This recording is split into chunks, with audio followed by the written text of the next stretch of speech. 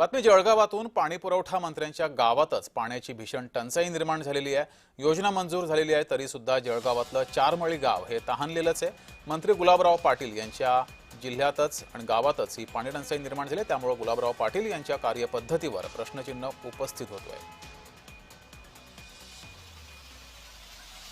अधिक माहिती घेऊया, आपले प्रतिनिधी जुगल पाटील आपल्या सोबत जोडलेले आहेत। जुगल, याआधी सुद्धा आपण या विषयावर बोललो होतो।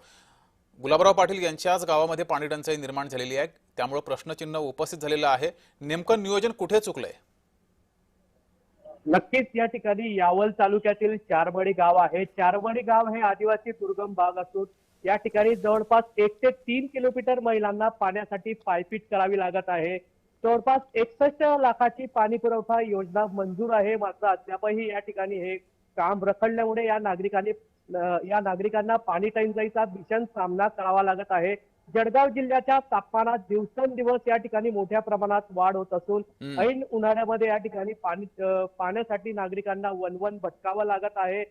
जर विचार केला तर या ठिकाणी जवळपास 61 लाखाची ही पाणी पुरवठ्याची योजना ही मंजूर आहे। पाणी पुरवठ्याची योजना या ठिकाणी मंजूर असल्याने मोठ्या प्रमाणात नागरिकांना अडचणीचा सामना करावा लागत आहे।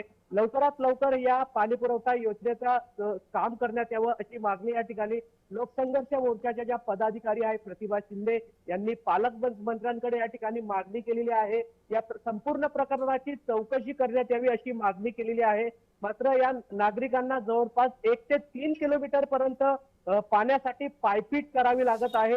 आदिवासी दुर्गम भागात हा भाग असून मात्र जुगल, प्रशासनाकडून या संदर्भात काही उत्तर दिलेलं आहे का, किंवा गुलाबराव पाटील यांनी या संदर्भात काही भाष्य केले, आश्वासन दिले गावकऱ्यांना?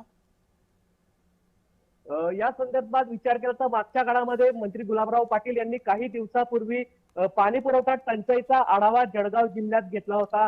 ज्याही पाणी पुरवठ्याच्या ज्या योजना आहेत त्या योजनांचं काम लवकरात लवकर पूर्ण करण्यात येईल, जेणेकरून नागरिकांना पाणी टंचाईच्या कुठल्याही प्रकारच्या अडचणी वाचणार नाही।